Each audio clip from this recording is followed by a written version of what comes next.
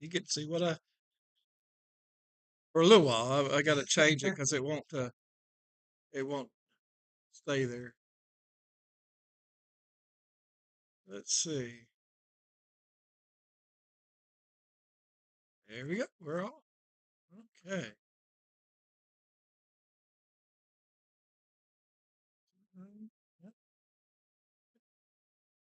There we go. Okay, so you can follow along on the screen, and um, I printed out. I think at the last of last week's, um, we had list. We'll get there. Let's see. It might be in the front here. Okay, yeah, there's one of them. But anyway, it goes through.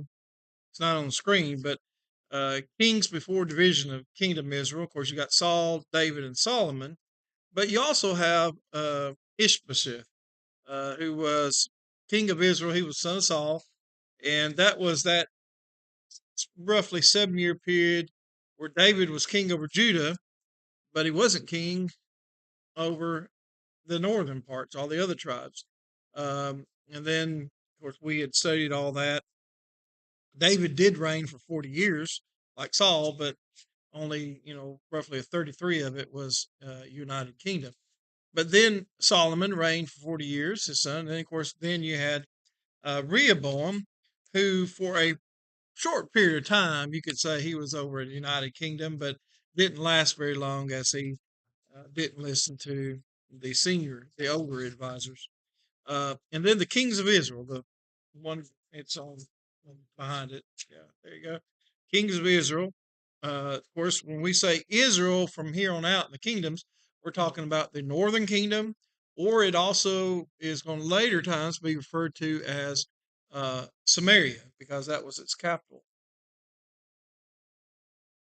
And then you have Judah, which Judah was also known as the South, the Southern Kingdom, and also, uh, well, that's the two it was known by, but uh, its capital was Jerusalem, remained Jerusalem, where the temple was now in place. Uh, so we talked about the kings of Israel, of the Northern Kingdom. How many of them were good?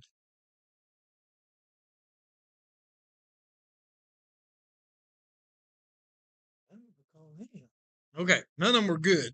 Now, this where I got this list from, it does list Jehu as a mixture of good and bad. He starts off good, but then he turns bad. So I don't, I think you can pretty much on a lot of them kind of just say good, bad, or whatever. But you see on the kings of Judah, the south, it's got kind of grayed out there the ones that were good.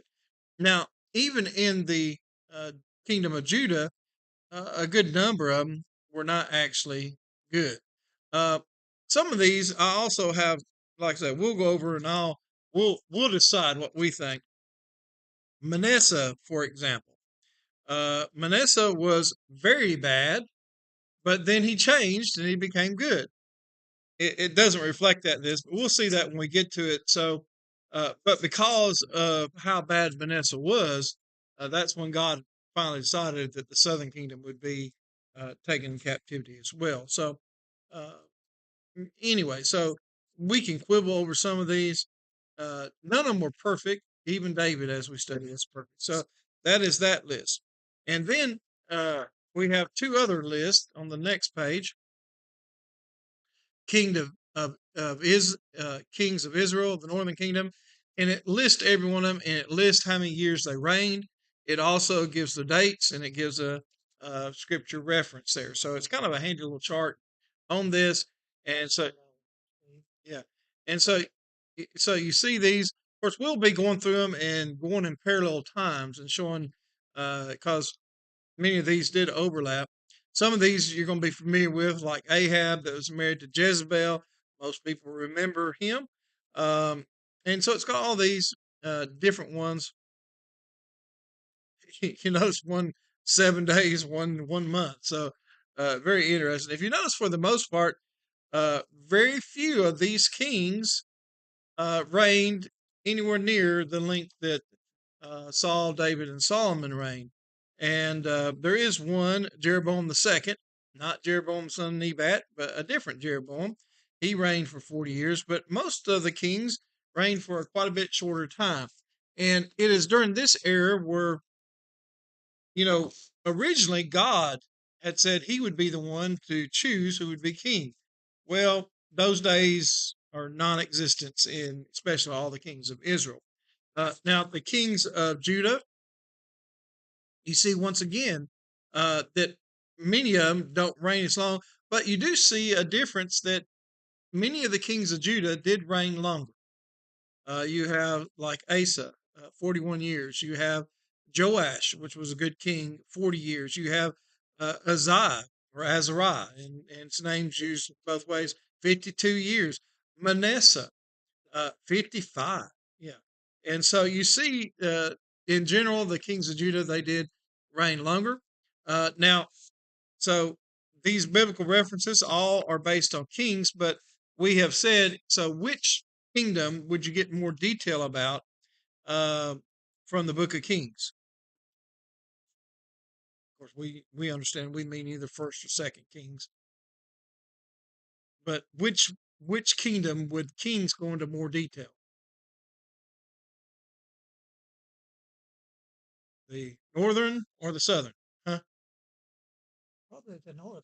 The northern, yes. So kings are more detailed with the northern kings. They do include the southern kings. However, what book mainly just almost exclusively deals with the southern kings or the kings of Judah?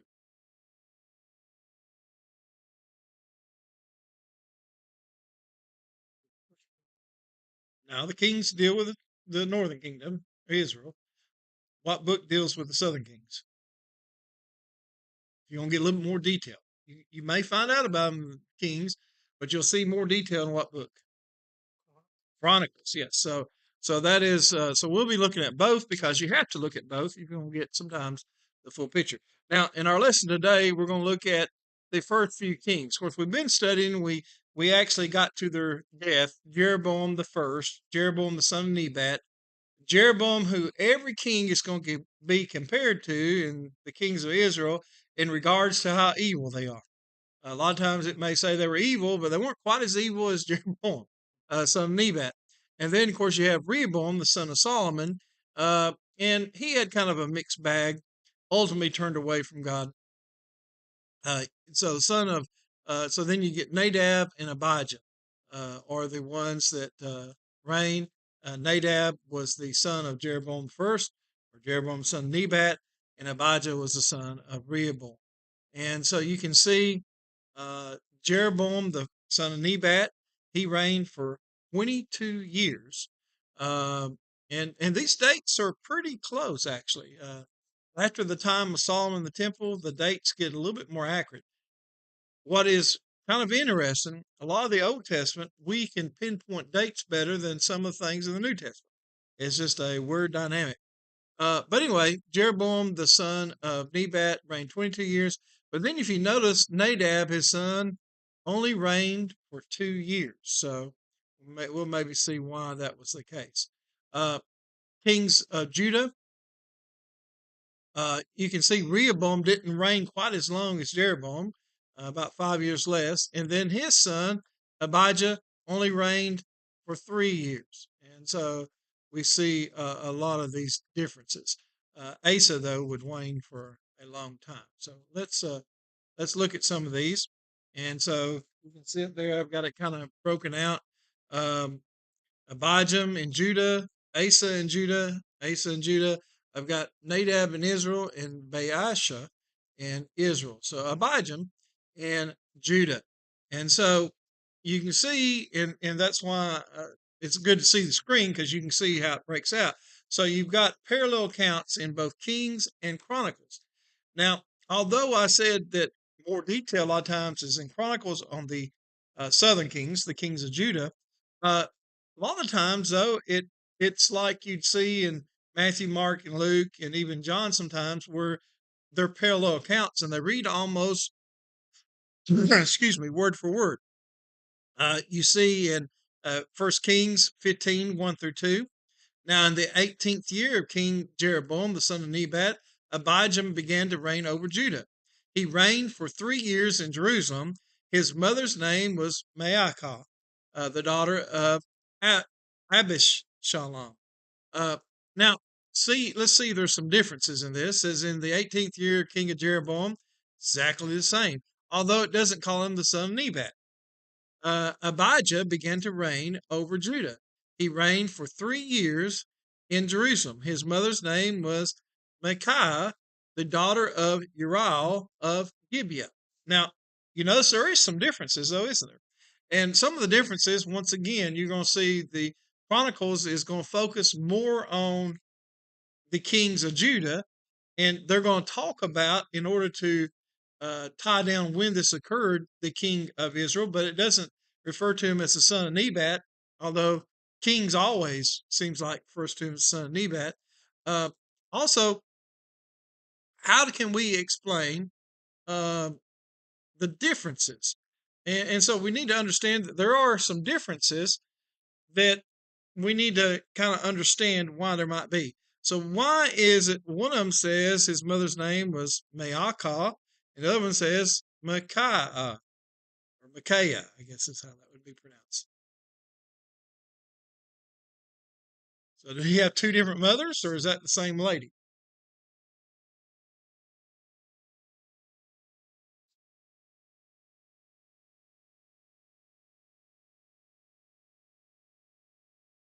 Or just different values. Well, it is different writers, obviously. Many believe that Kings was written by, I believe I'm right. Hope I don't get them backwards, but I'm pretty sure I'm right. Jeremiah likely wrote the Kings. Chronicles was likely written by Ezra, a scribe who wrote the book of Ezra as well. Now, those are according to tradition. They never say that's who wrote it. And it could be they compiled it and put it together in an inspired form. But this is not that uncommon when you start looking at these parallel accounts. So a little spelling difference. And in the Hebrew, a little dot can mean a lot. And so it was the same person. And uh, but obviously there's a spelling difference. One may have lost a character as it was transcribed or whatever.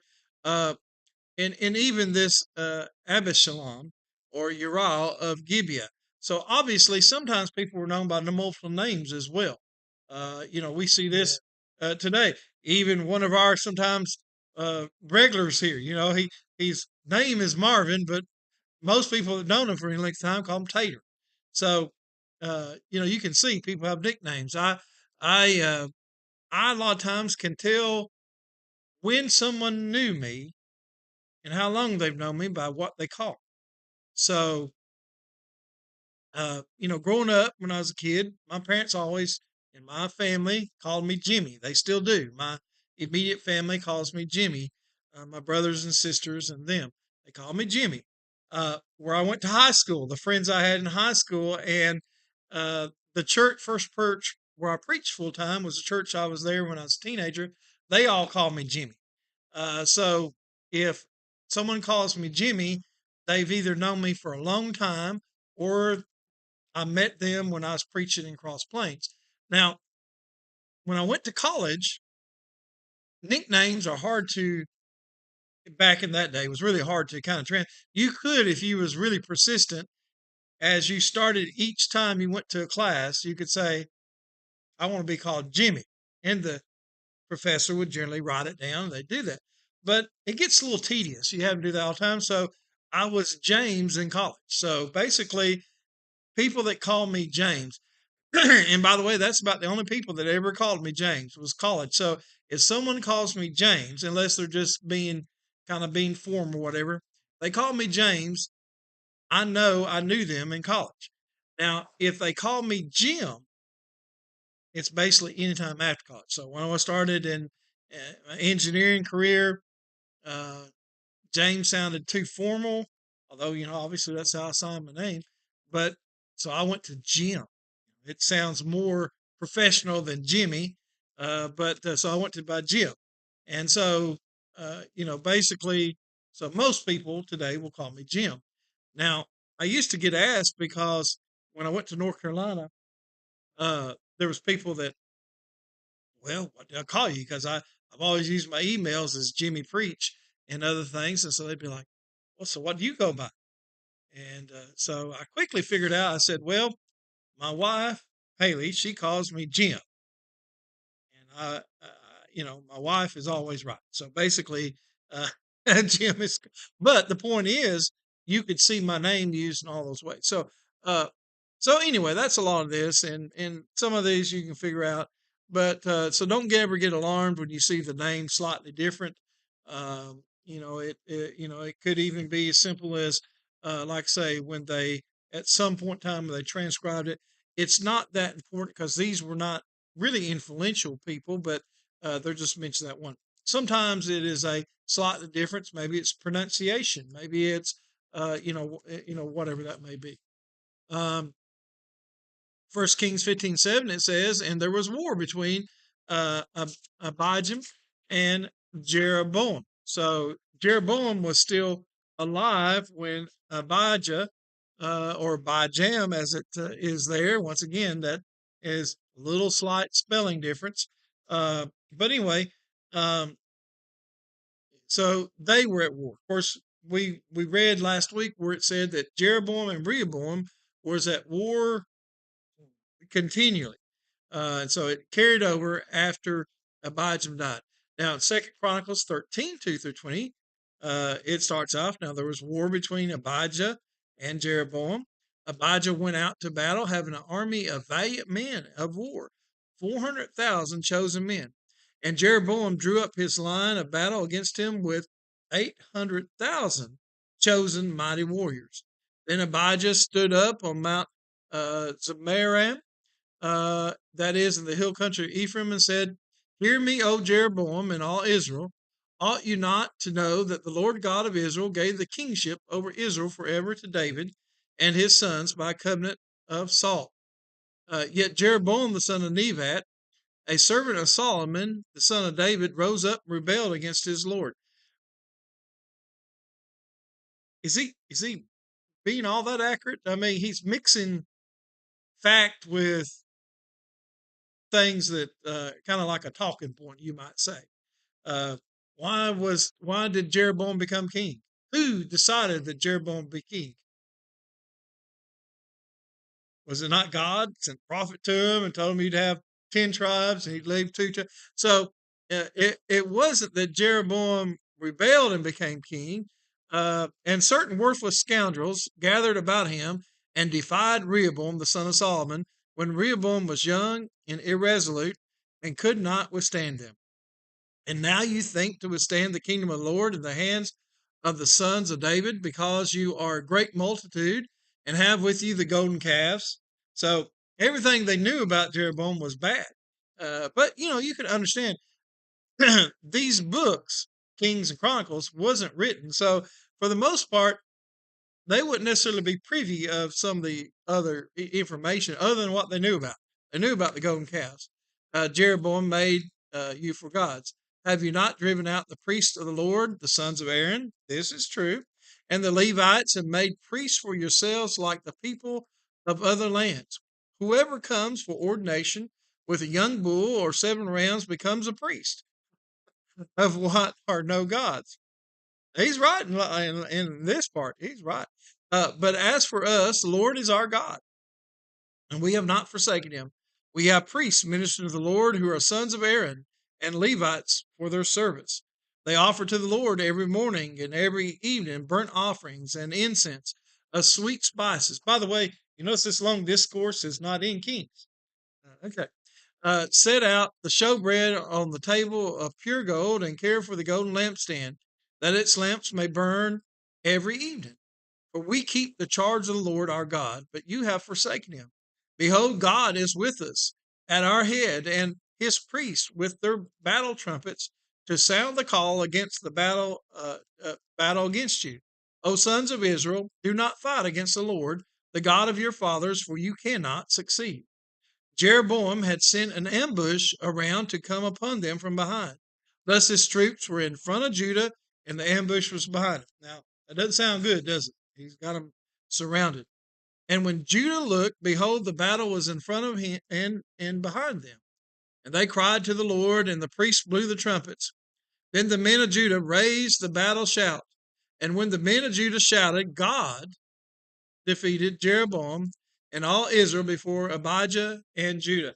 Now, so Judah is surrounded by Israel, by so I like how this, it doesn't go into details of this, but there's no way they should have been able to succeed in this battle, but they did, and the credit is given to God. God gave them into their hand.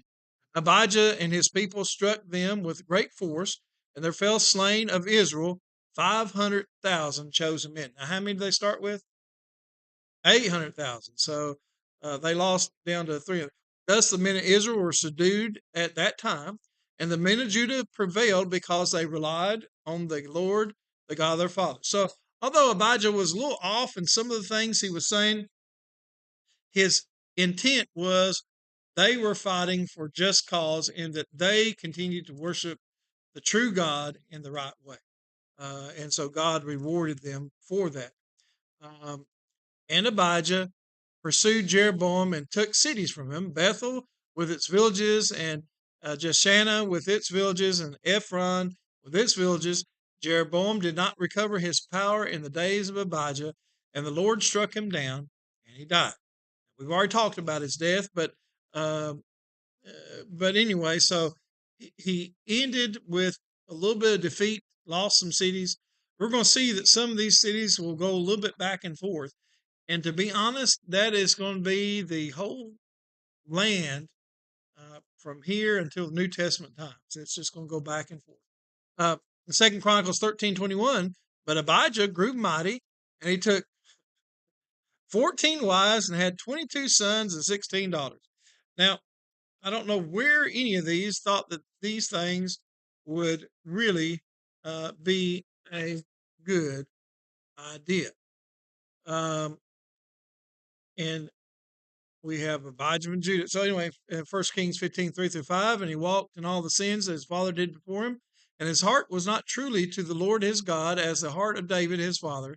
Nevertheless, for David's sake, the Lord his God gave him a lamp in Jerusalem, setting up his son after him and establishing Jerusalem. Because David did what was right in the eyes of the Lord, and did not turn aside from anything that he commanded him all the days of his life, except in the matter of Uriah the Hittite. So this Abijah had a good battle for the right reasons, but he didn't actually walk in the things that were said. 1 Kings 15:7-8 says, the rest of the acts of Abijah and all that he did, remember Abijah is the same as Abijah, and all that he did, are they not written in the book of Chronicles of the kings of Judah? And Abijah slept with his fathers, and they buried him in the city of David. Chronicle account 13:22, the rest of the acts of Abijah, his ways and his sayings written in the story of the prophet Iddo. And then 14:1, Abijah slept with his fathers, and they buried him in the city of David. So Abijah didn't have a very long reign, 3 years. In fact, he would have died before Jeroboam had ended his reign. So he actually still died before Jeroboam. Then we come to a king that is the first of the divided kingdom, good king. And just because we say he's a good king doesn't mean that he did everything right, but he's considered a good king. 1 Kings 15:8-10, and Asa, his son, reigned in his place. Asa, the son of Abijah, or Abijam, king's account. In the 20th year of Jeroboam, king of Israel, Asa began to reign over Judah, and he reigned 41 years in Jerusalem. His mother's name was Maacah, the daughter of Abishalom. Now, if you notice, that name has come up, and let's go back to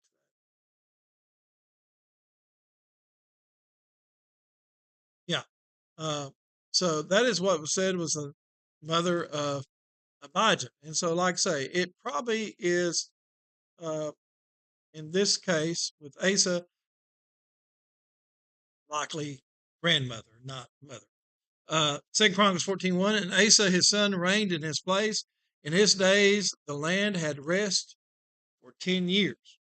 That sounds good. But how long did he reign? He reigned 41. So at least it starts off in rest. Uh, uh, so in 1 Kings 15:11, we see what kind of character. These are balls and strikes. It's not that difficult to really determine someone good or bad.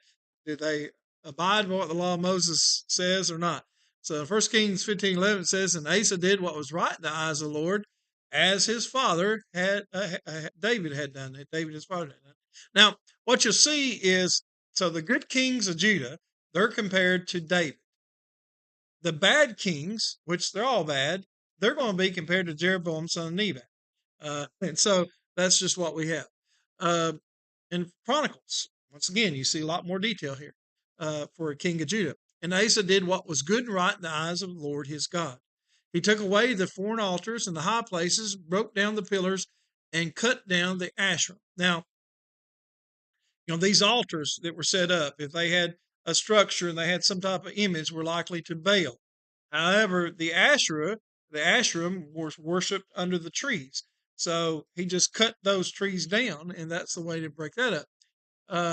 And commanded Judah to seek the Lord, the God of their fathers, and to keep the law and the commandment. He also took out all the cities of Judah, the high places, and the incense altars, and the kingdom had rest under him. We go on in Chronicles in verse 6, chapter 14. He built fortified cities in Judah, for the land had rest. He had no war in those years, for the Lord gave him peace. And he said to Judah, let's build these cities and surround them with walls and towers, gates and bars. The land is still ours because we have sought the Lord our God. We have sought them, and he has given us peace on every side. So they built and prospered. And Asa had an army of 300,000 from Judah, armed with large shields and spears, and 280,000 men from Benjamin that carried shields and drew bows. All these were mighty men of valor. Likely, that term is used a lot. It probably had to do with people that were actually trained and skilled in warfare. So their armies could grow when they needed them. They could, recruit people that were just farmers, whatever. But these men had actually trained in battle.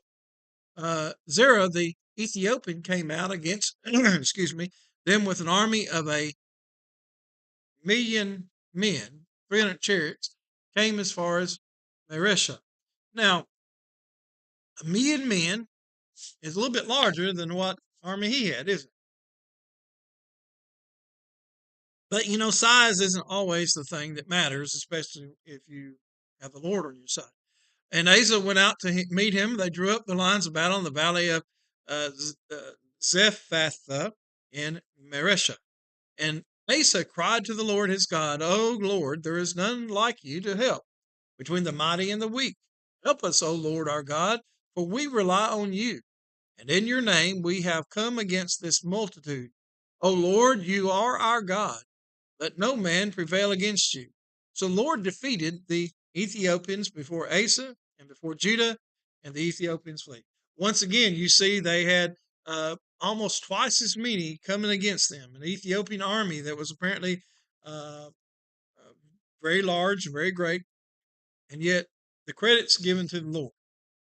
The Lord defeated them. Asa and the people who were with him pursued them as far as Gerar, and the Ethiopians fell until none remained alive. Now, that is a thorough defeat. You have 1,000,000 soldiers, twice as many, and none's left. By the way, Gerar was in the Philistia area, which it was almost non-existent, so very small at this point in time. And they attacked all the cities around Gerar, for the fear of the Lord was upon them. They plundered all the cities, for there was not much plunder in them. And they struck down the tents of those who had livestock and carried away sheep in abundance and camels. Then they returned to Jerusalem. Chapter 15 of 2 Chronicles. The Spirit of God came upon Azariah, the son of Oded. And he went out to meet Asa and said to him, Hear me, Asa, and all Judah and Benjamin. The Lord is with you while you are with him. If you seek him, he will be found by you. But if you forsake him, he will forsake you. For a long time, Israel was without the true God, without a teaching priest, and without law. But when in their distress they turned to the Lord, the God of Israel, and sought him, he was found by them. In those times there was no peace to him who went out, or to him who came in. For great disturbances afflicted all the inhabitants of the land. They were broken in pieces. Nation was crushed by nation, and city by city. For God troubled them with every sort of distress. But you take courage, do not let your hands be weak, for your work shall be rewarded. 2 Chronicles 15:19, and there was no more war until the 35th year of the reign of Asa. Now, a little trivia thing. Uh, this is the only time where you see Azariah, son of Oded, a prophet. So anyway, but yet he just came and told him, reiterated things he knew. And 1 Kings 15:12 says he put away the male cult prostitutes out of the land and removed all the idols that his fathers had made. Now, male cult prostitutes, they practice homosexuality. People confuse that when this word for homosexuality a lot of times is used, by the way, that's not what's used here, but when they use the word for homosexuality, they say, oh, it's just talking about male cult prostitutes. Well, no, it's a different word. But the other thing we see is, yes, these people were evil, but uh, it doesn't change the fact that God saw homosexuality as an abomination, not the right way. It was against his desires. So they were actually wrong in two ways: because of the homosexuality, because they were idol worshippers as well. 2 Chronicles 15:8, as soon as Asa heard these words, the prophecy of Azariah, son of Oded, he took courage and put away the detestable idols from all the land of Judah and Benjamin, from the cities that he had taken in the hill country of Ephraim. And he repaired the altar of the Lord that was in front of the vestibule of the house of Lord. Now, remember, some of it got damaged in some of the battles with Jeroboam. First Kings 15:14 through 7. These seem pretty similar, parallel here. But the high places were not taken away. Nevertheless, the heart of Asa was wholly true to the Lord in all his days. And he brought to the house of the Lord the sacred gifts of his father and his own sacred gifts, silver and gold and vessels. Well, actually, remember, some of this was taken away by Egypt, the king of Egypt, that came and taken that when Rehoboam didn't do what was right. 1 Chronicles 17, 18, but he built high places, but the high places were not taken out of Israel. So he did some and got rid of some things, but didn't get rid of all of it. Nevertheless, the heart of Asa was wholly true all his days. And he brought into the house of God the sacred gifts of his father, his own gifts, sacred gifts, silver and gold, and vessels.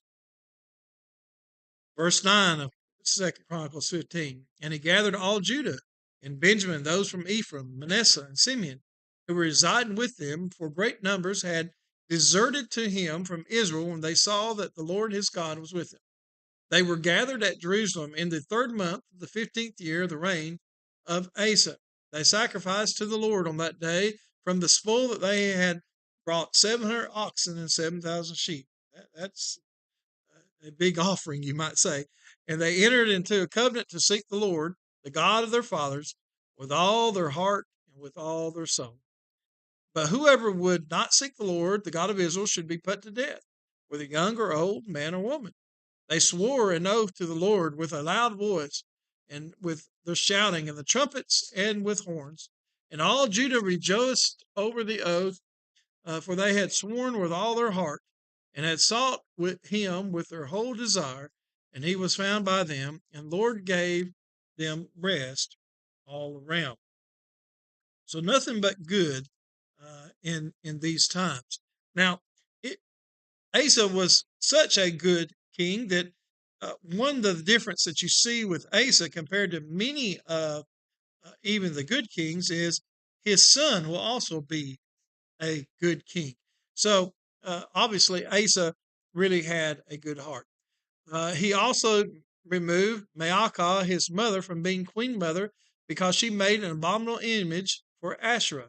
And Asa cut down her image and burned it at the brook Kidron. Now, like I say, it's likely this was actually his grandmother, but she would have retained the title Queen Mother. It's just a way in royalty that usually worked. So, 2 Chronicles 15:16, even Maacah, his mother, King Asa, removed from being Queen Mother because she had made a detestable image for Asherah. Asa cut down her image, crushed it, and burned it at the brook Kidron. Now, what does that tell you about the character of Asa? Way better than Joseph. Yes. And not only that, we see that Terrible. Jeroboam. Not only that, we see that uh, that would have been a difficult thing. Think about it, because kids generally think of their grandmother and grandfather. They really hold them of high esteem. And for him to know that she was wrong and then do something about it really spoke well of his character. Um, well, we're going to call it quits there. But do you see how this works, though? You see how that kings will a lot of times talk about the kings of Judah. Now, it's going to be flipped in a little bit because we're going to deal with kings of Israel start next week. And so you're going to see that the details are going to be in the Kings and not so much in the Chronicles. It's just going to be little flips. But you do see how that it goes more into detail more times than not on what took place. So uh, it's really interesting. And of course, like I say, there's the book, The Harmony of the Kings of Israel and Judah, that go by Crockett, that goes into this stuff, divides it out. But it's pretty easy to tell it because you can see the same things at the same time. It's really neat though to see it in parallel, where you sometimes see a full picture. Sometimes you don't realize a king was bad unless you see the other account, or you don't see that he may have been actually good, or he may have changed from one to the other. And by looking at both of them, you get a good picture of both. So, um, as I said, I've made a decision that I was supposed to have a question last week. I answered it, but no one else was here except for our men. So, forgot to hit the record button. So, I will do that sometime later. And so, the questions, I'm going to start answering them at a separate time, and that way we can stick to our lesson. But if you have a question, let me know. Let one of the men know, and some of them we may even go into detail uh, in our class, especially if there's been comments or questions. So uh, I hope that all is good. I see Miss Jamie had sent a message while she found the program today. And yes, we found the cake, and Larry told me about it, and it was good, by the way. So thank you very much for it. So I'm going to go ahead and stop the streaming now, and look forward to seeing you next week for the men's Bible class. But sometime today, Lord willing, I will post up a question on why does God allow the pain and suffering.